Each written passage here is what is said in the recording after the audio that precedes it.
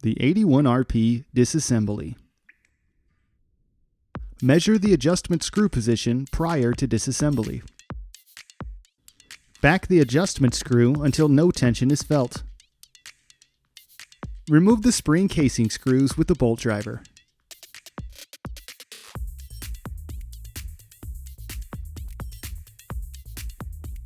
Separate the spring casing and the main body. Remove the spring and spring steps. Use an adjustable wrench to loosen the seat ring. Remove the seat ring.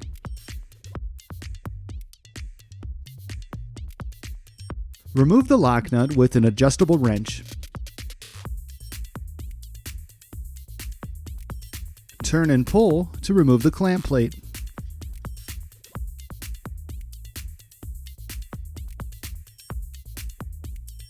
Carefully remove the diaphragm.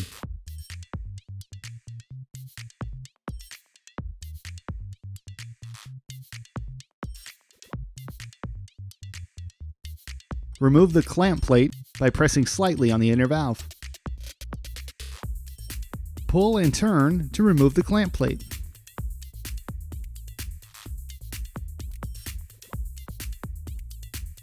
Remove the inner valve.